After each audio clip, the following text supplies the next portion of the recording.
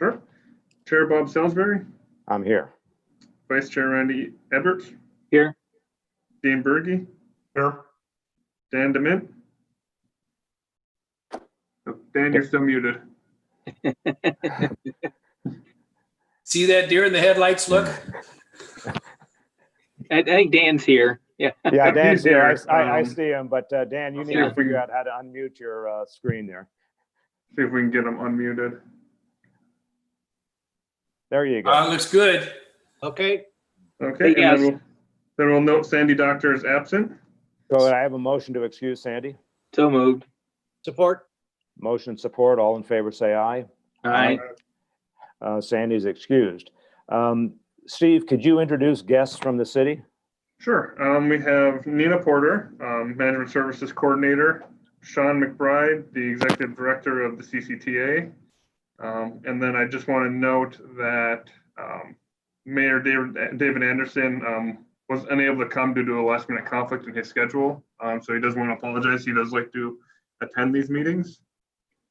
So that would be all the attendees from the city today. Okay, thank you, Steve. Chris, could you introduce the guests from Zhang, please? Yeah, we have Lynn Zhang, we have Katie Richards, we have Rob Nelson, and Rob McDougall. All interstitial parts of the organization. Okay. And I'll introduce two other guests. There's Nick Griffith and Jack Rodden, who, as the committee members know, are both potential new committee members who are observing our meeting. So welcome, Nick and Jack. Next item on the agenda is to review the minutes of the May 27th meeting, which are included in your package. Could I have a motion to approve them? So moved.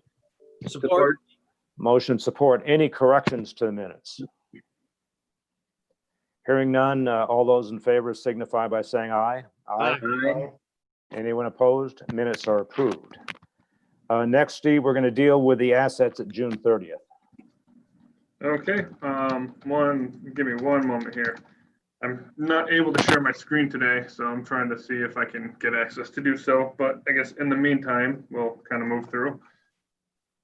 So the assets of June 30th, just kind of scrolling through here. The total net market assets were 731 million. And then the breakdown of that comes with the pension system at 609 million, OPEB assets just under 92 million, and CCTA assets of 30 million. And Chris will dig into this during his report, but that is a significant improvement from the assets as of March 31st.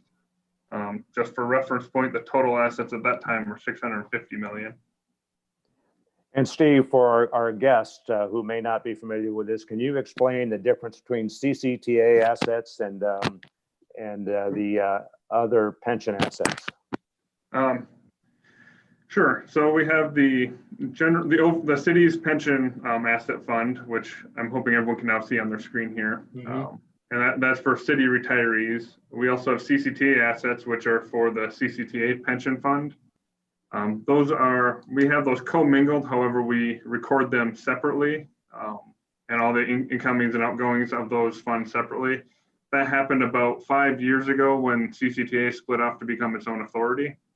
It used to be part of the city, and so that's why originally that was kind of commingled, and we've since separated through accounting. And then go ahead. Could you explain what CCTA stands for? Sure. I'm trying to think of the exact term. I think it's, Sean, if you're on, correct me, Central City, or no? The Transit Authority. Transit Authority, thank you. Central County Transit Authority Central and, County. or Metro Transit. And then the third bucket we have here, the OPEB assets, which is a bond that the city went through the end of early 2016 to bond for its OPEB liability. And that's held in a separate trust. And that is for city and CCTA retiree healthcare. Steve, can I just ask quickly, how much do you owe on that bond still? As of year end, it was 83 million. So I think it's right around 82 million at this point. Great, thank you. Our payments are in October, so sorry. So still at right around 83 million. Thank you. How many years out? For the bond? Yeah. I And I apologize, I believe it goes to 2044. I believe I believe it was a 30-year bond when we did that, so 2046. Yeah, I think that's right. So yeah, as you can see here, the investments on that have been able to, and we'll get into this more later, pay for a lot of the benefits as we move through, and then still stay above the original value that we bonded for. We originally bonded for 90 million. So this committee has done a wonderful job of providing for us in that way. And I will note that the actual debt payments are made by the city and CCTA and not from the trust. Can I just ask what the pooled investment account is there, almost towards the bottom, at 21.8 million? What is that? It says I'm trying to look. I'm not seeing which number we're looking at. GSA 1? it's called, yeah, GSA 1. Yeah. Oh, that's our cash. That's 21,808. Oh, 21,000. Sorry. Okay. Wrong. Thank you. Yeah, I thought it was Yep. large. I guess not. Why does it say 173 million? Well, the 21,000 is OPEB, the 173 is total. Yeah. 173,000, I guess, is Right, right. Yes, yeah, that's the cash we generally keep in this. We try to keep some for paying as we go. Sorry, I did. Yeah.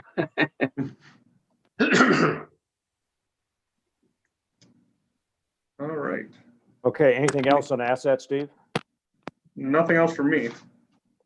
Any other questions for Steve? We'll move on to investment performance. Chris. All right, let's bring up the narrative. I'll just jump through it a little bit. The market value of the assets increased, as Steve indicated, from 650 million to 731 million during the second quarter, an increase of at 81 million, or almost 12.5%. That's a lot. The weighted average return for the quarter net of fees was 13.9. That's really good. The 1-year return minus 1.32. The annualized return since October of 82 net of manager fees, about a 10.45. You've had an opportunity to read most of the rest of this. I'll just jump down to the ending. The inflation adjusted or real return for the quarter was 14.06. Inflation for the quarter was a minus 1.12. With a 1-year inflation rate of 65 basis points, the 1-year real return was minus 1.97. Since October of 82, when the committee was formed, the return on the portfolio net of manager fees has been 10.45 nominal and 7.85 real.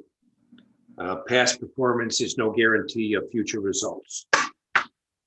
Let's go to page 14, or page 11 of 55, which is where the pie chart is. And some interesting things in here. Again, in the asset classes in the left-hand column, you can see that there was about a 3% overage or underage from equities to the policy. And the other item that's of relative interest is in the fixed income column, the group to the right, looking at Jennison versus the aggregate, that right now Jennison is underweighted in treasuries by about 21%. I found that interesting, so I went back and looked a little bit. In last quarter, treasuries, Jennison was underweight treasuries to about 16%. In 2019 Q4, they were underweight about 11%. But in 2019 Q4, they were under 11. In 2018 Q4, they were plus 12%. So there has been a definitive move from Jennison out of treasuries and into credit in the last year and a half. Looking at page 12 of 55, which is the bar chart by quarter, you can see the significant decrease in quarter one and the rebound in quarter two. And Bob, you had a comment in one of the meetings about the historical weighting. So you want to make that comment again? Sure. Well, if you just look at the decline that occurred in the first quarter of 2020, And, where it was more than a 15% decline, and compared to all the other years, we thought things were bad in 08, 09, and even in 2000. But 87 was the closest one that it came to when that occurred. And so it shows quite a bit of volatility. And certainly the 08, 09 experience, it went on for many more quarters. So this is sort of a one-time snap down, snap up. But who knows what will happen in the future. But I thought it was just very interesting looking at this chart. Yeah, I think it's a good perspective. Let's see what else we got. Looking at page 14 of 55, about the only thing I wanted to get into there was, again, the total equity total equities are under target, and total fixed income is over target. Looking at the 3-month column, you can see a lot of really black numbers, good numbers, but some significantly high numbers. 22% for a quarterly return. That's really significant. Total equity return of over 20%, that's very significant. But then you look at the 2 columns, the 3-month and the year to date, and you see almost diametrically opposed numbers. So the first quarter was really, really bad. Even with a good second quarter, the year to date is still a terribly ugly number. Hopefully, like Bob said, it is transitory. Chris, let me just pick up there. Sure. So when you're looking at that first group of equities, the first group of DFA ones, Right. and you look at the longer term performance, even going out 1, 3, and 5 years, it's not fun seeing red numbers for those. Yeah. And I think it goes back to our discussion that we had at our last meeting, where we wanted to continue to confirm that we believe in the story that there's value in having a tilt towards small and value. So I think the fact that you circulated a couple of articles about that, as well as the DFA quarterly report, and the fact that we're going to have a due diligence meeting with DFA coming in the next few months, all say that I think it's important that while we continue to believe that we want to continue to confirm that this is a right strategy for us to have that tilt towards small and value. Yeah, I agree. All right, looking at page 15 of 55, looking at the 3-month returns, looking at the managers relative to their benchmarks, you see a lot of positives in the manager returns, but the very first one, microcap, to Bob's point, it's still under performing its benchmark. But you look at the 20-year return and the 37.8-year return, and those are positive. But I think the point is well taken. We have to really understand whether we still believe in this and whether or not there is, we want to continue. So But- Chris, just a point on microcap. My recollection in reviewing that DFA material is that they're using something in addition to the Russell 2000 as the benchmark for that. They had some sort of a microcap benchmark. Yeah. I think it'd be worth looking at whether that should be relevant for us to consider. Well, but we had this conversation before, and yes, there is another one, and the DFA does look better against it, but it does not have a 20-year time horizon. Okay, thanks for the reminder about that. Yeah, that was it. I think we were thinking about putting that benchmark in an appendix so that you could see it, like it went out 10 or 11 years, so you could see how much it was compared relative to this. Well, we may have to look at that. All right. I don't really have much else. Let's look at the R squareds on page 17 of 55. Only to the extent that in the 5-year R squared column, you see every manager is tracking with its benchmark. But you see down in Reef and you see in Jennison, they get a little bit away. In Jennison, it is the fact that Jennison has diverged from the benchmark with its purging of treasuries.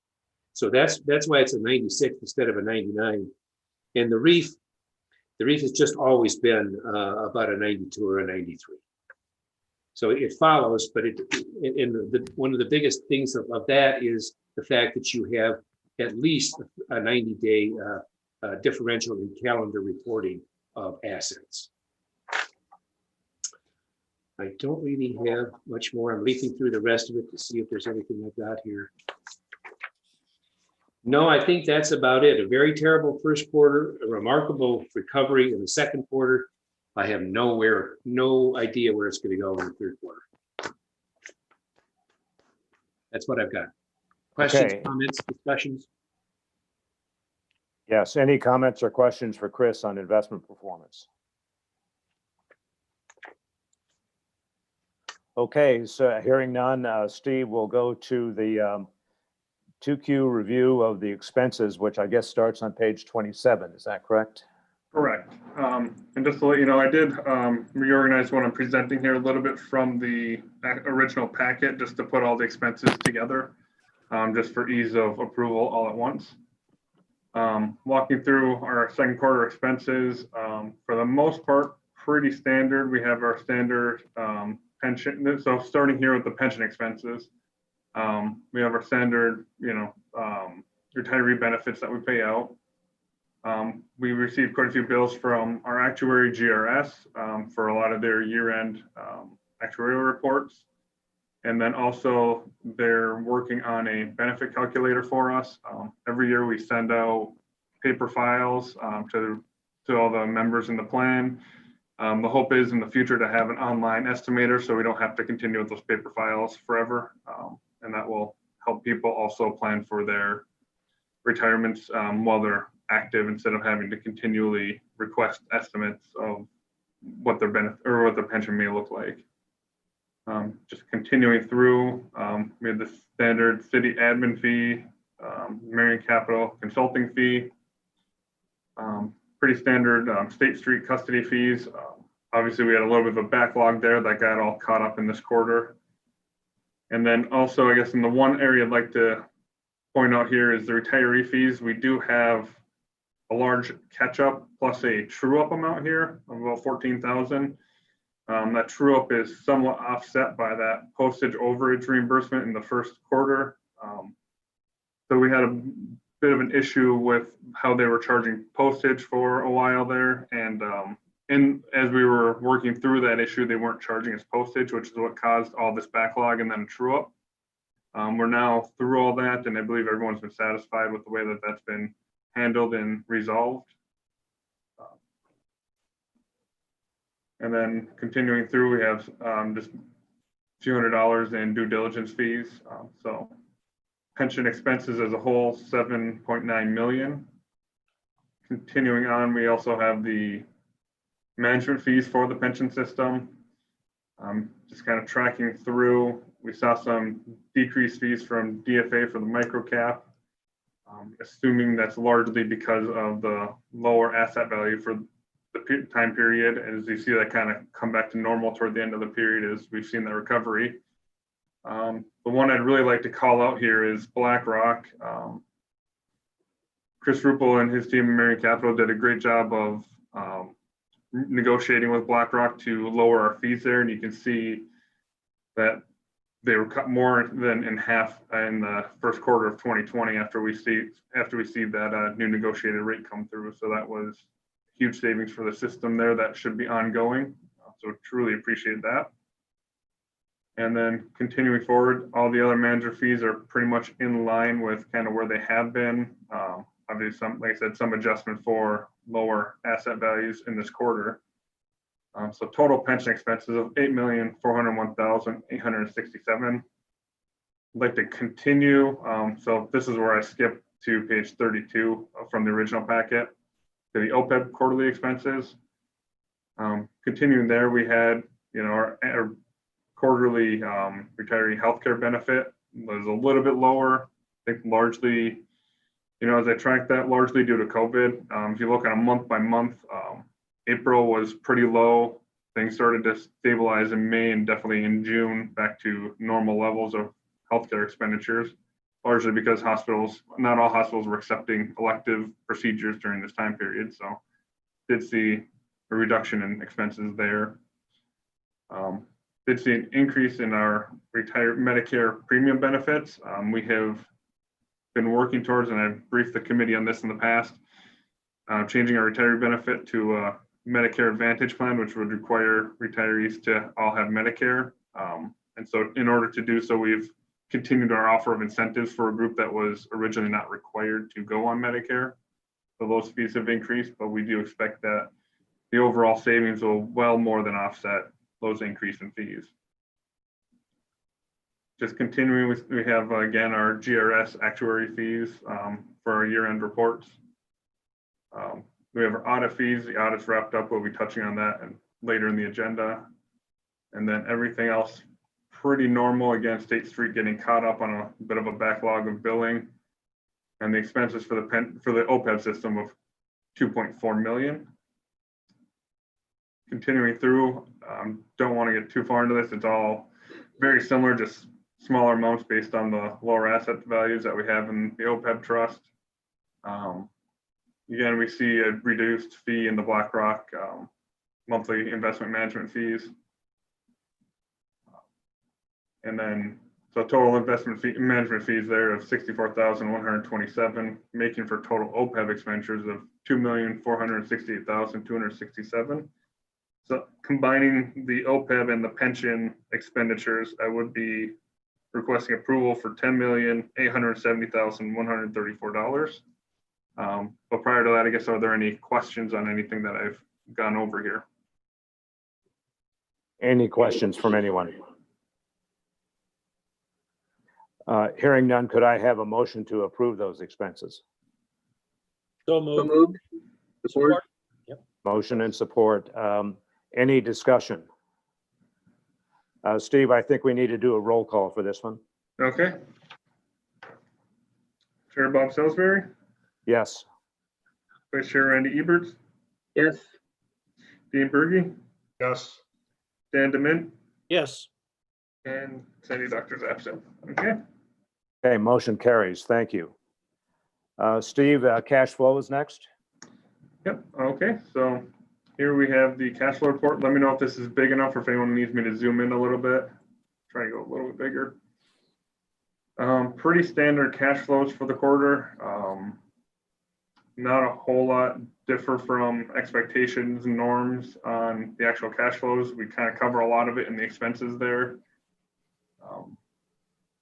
You know, we can see the employee contribution held pretty stable to expectations.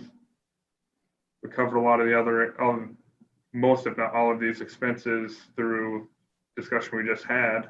And then, so that kind of left us with beginning cash balance of 115,000 to the ending cash balance of 216,000 for the quarter.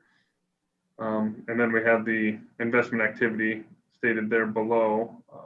I guess just keeping this fairly high level. Any questions or comments on the cash flows? I guess the important point, Steve, is if I'm looking at this correct, it's about $15.5 million of annual cash outflow that you have to cover for the plan.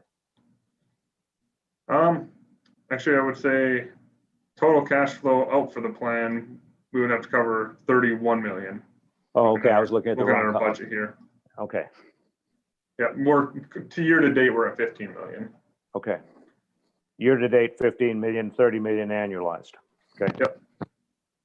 So everything pretty well on target there.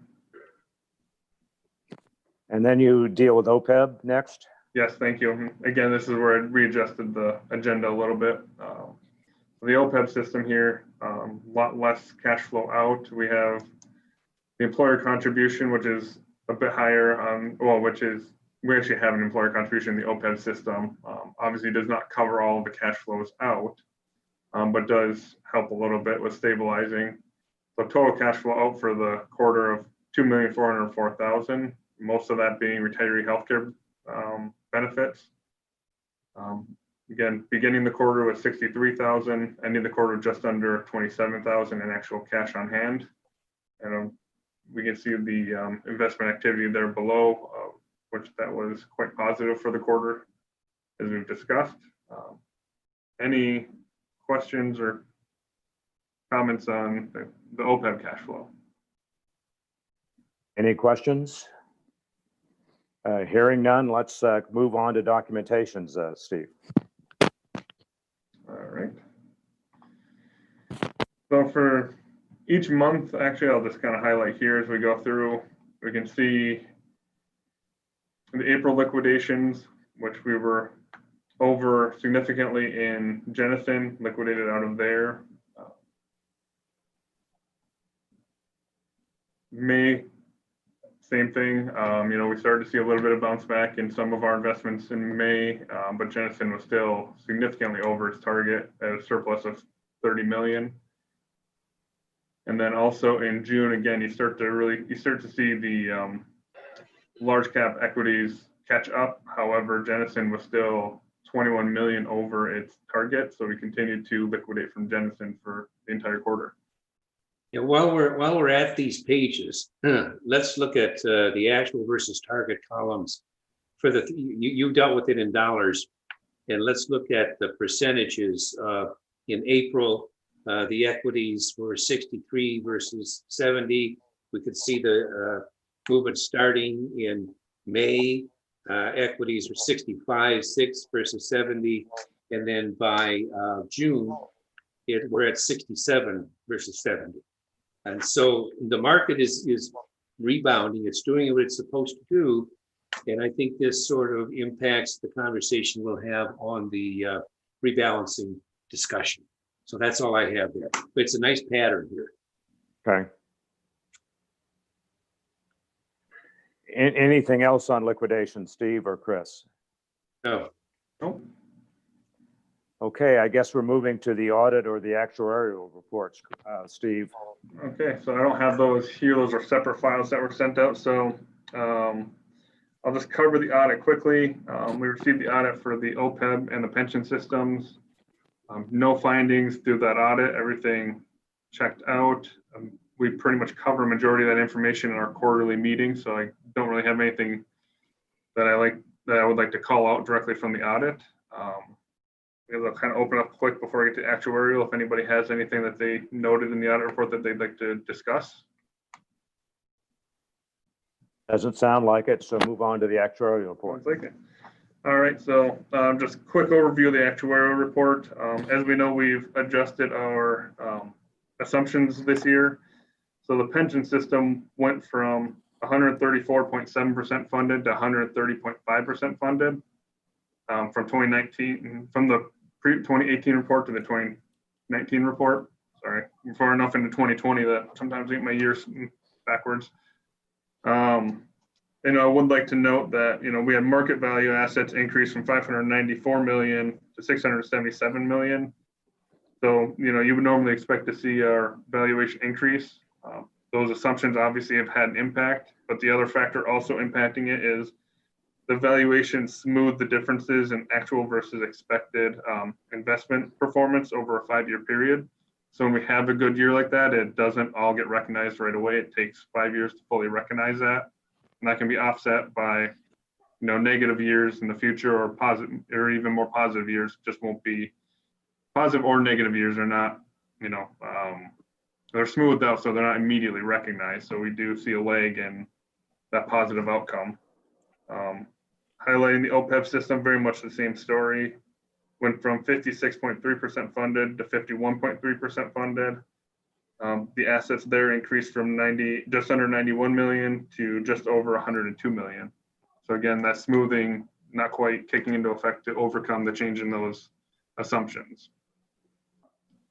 And just to confirm, Steve, the employer makes no contributions this year or last year? Yes, the employer does not make any contributions to the pension fund. We do make a small contribution to the OPEB fund.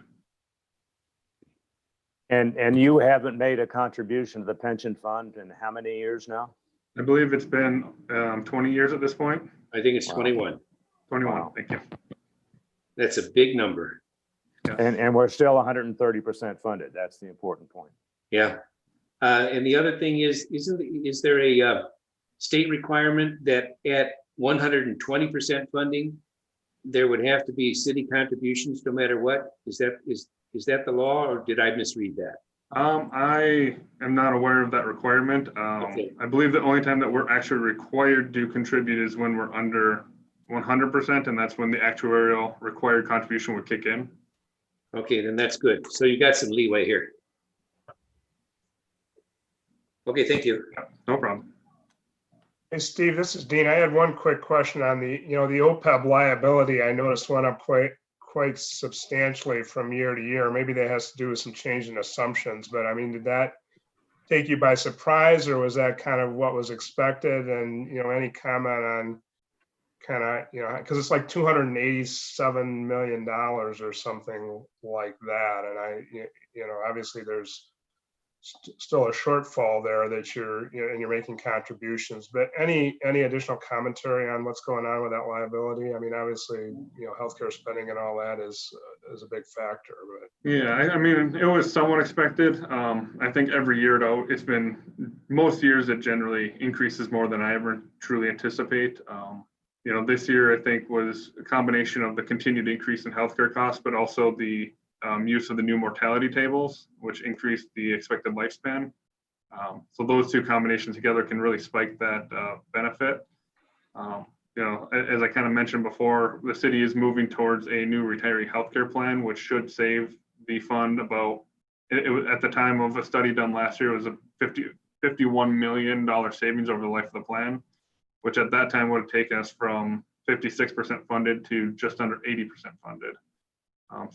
That won't show until the 2021 actuarial report, but we know that's on the horizon to hopefully help curb those costs a bit. Okay, so I guess in terms of, you steady at $3.5 million of annual funding, you expect that to continue into 2021, where you raise that number? I expect that to continue. That is a multi-fund, multi-employer contribution that's been negotiated. And also there were further discussions with back in 2015 when that number was established.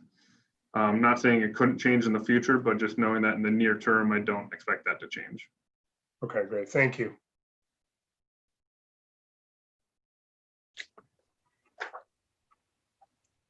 So anything else on the actuarial report, Steve? No, that's good for me. I think we asked this question last year, and I'm always open to having GRS come out and present if the committee would like to have that done. We've done that sometimes in the past. Remotely? No. I think unless I hear interest in any of the committee members wanting to have a meeting with the actuary, we'll say that we don't need that. I think actuaries are always more fun in person myself. Okay. All right. I guess we'll pass this year, Steve. Okay. Okay, so we'll move on to trip reports. I guess there are none. Is that correct, Chris? There are none. We met, I had a conference call with DFA, which is in there, and we talked with BlackRock, but of no generic value. So we're okay. Okay, and in terms of future due diligence, we've decided, Chris, that we're going to have a Zoom meeting probably with BlackRock and DFA and Jennison within the next months. Yes, I'll set those up. Okay. We'll move on to communications derivative reports, Chris. You have the copies there. The BlackRock has a derivatives position, a cash collateral, a futures position of about 0.38% of the portfolio. It expires in September. So I have in there the positions. They're doing what they're supposed to do. The same with the derivatives report for Jennison. Jennison uses this to contribute or to manage their duration along the yield curve. They're in line with what they're supposed to be doing. Nothing to note of interest here. That's all I've got really, unless you want to chat about it. Okay, questions of Chris on the derivatives reports from BlackRock or Jennison? Anything to say on the Jennison quarterly review, Chris? No, it's just more of the same. It's except that they do have a little paragraph in there where the writer is saying, wow, first quarter was so bad. Wow, the second quarter was really good. That's about it. That's about the whole gist of the article. Okay. And then articles of interest. I don't have anything there. Any comments or discussion points on those? The several articles in there were to address other people's views of the use of value in a portfolio. So that you had the Asness article and you had the Sweater article, which were both quite good, actually. One of the really interesting ones was the Enos article on endowment performance, but that didn't have anything to do with value. I hope everybody was able to get into the links. I think this is a much more efficient way to transport these or transmit these rather than having them in PDFs that you would have to have in your files. So Chris, I'm going to make a suggestion for future articles of interest. I think you found a couple of articles that confirmed our strategy of having a tilt towards small and value. We could be accused of confirmation bias, picking out the articles that confirm what we like. True. How about if for the next time around, we try to find a couple that go in the opposite direction, so we can at least get the other side of the story. I will try and find a few. I'm sure there aren't any. I will try and find some, yes. Okay. Comments from any of the other committee members on any of these items that we've had so far? If not, then I'm going to move on to old and new business. So on the reallocation review, we've had a fair amount of discussion at our previous meetings based upon the material that was circulated to the committee members. I think we're leaning in the direction of the committee agreeing to having a reallocation policy or confirming a reallocation policy that's based upon threshold variance from the target allocations. And we seem to be leaning in favor of 3%. I'm going to suggest that the next step would be to have an actual written description of the policy that we could then confirm in the form of a motion. I'll ask the committee members, does that sound like a reasonable next step? And do you agree with us heading towards the 3% threshold rebalancing?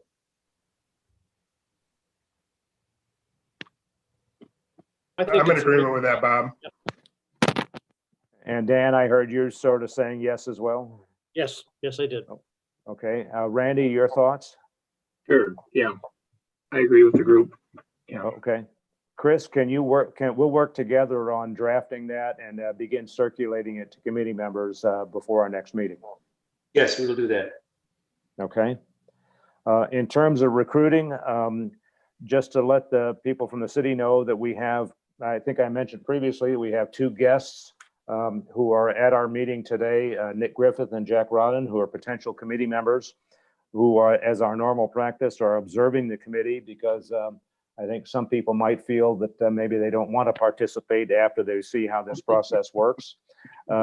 We have an active recruiting process that's going on where we're in preliminary discussions with some other people in addition to Jack and Nick.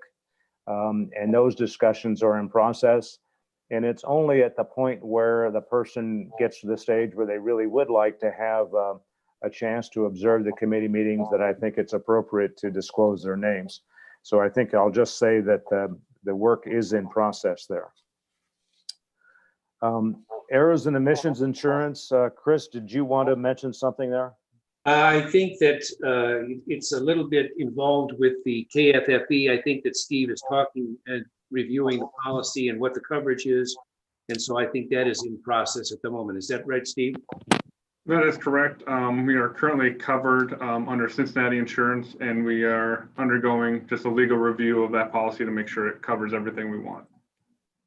And then I'll get into more detail in the FFE meeting. That would be fine. Thank you. Great. Thanks, Steve. So next I'll go to the PCIC report, Chris. There was one thing that I wanted to mention here before we left the city. I asked Steve to look into seeing whether or not we could not eliminate the rule within the city that more people have to be physically present at a meeting than are participating by electronic means. I think this COVID thing is going to be around for a long time. And I think Steve is going to look at that. The city's the only one that has that rule. I do have an update on that.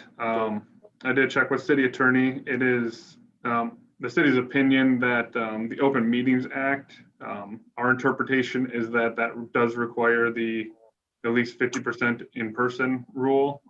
Obviously, that's been suspended during this emergency time. We'll see. I know that there are groups out there trying to change that rule, that interpretation in the Open Meetings Act, change the rules on that going forward. And if that were to be rewritten by the state, then at that point is when we would be open to changing that rule. So Steve, may I ask what triggered this? Was it the emergency declaration by the governor, or what triggered it? Triggered the review or the understanding? No, the fact that we can now meet virtually instead of having 50% in person. So it's due to the emergency order by the governor. When this first started, she was doing it by date certain. So she started with it by going through May, then she picked going through July, and now she's moved it to where it is, I can't remember if it's 30 or 90 days after the end of the emergency declaration is over. So we will have at least another month after she ends the emergency declaration of being able to meet online. Which she hasn't rescinded that yet, has she? Or no, and no. I don't expect that by the end of the year. Okay. I was just curious where we stood on that, if we were toward the end or not. I would expect that the December meeting will still probably be electronic. Yeah. And it's interesting that we have different opinions between the city and the county. Yes, the county. On how to interpret the rules, but I guess that's what happens when you have different attorneys, right, Dan? Occasionally happens, yes. Okay, good. Okay, Chris, so could we go to the PCIC report? All right. Let's take a look here.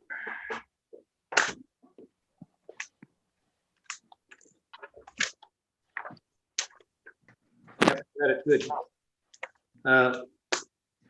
Let's go to the narrative very quickly.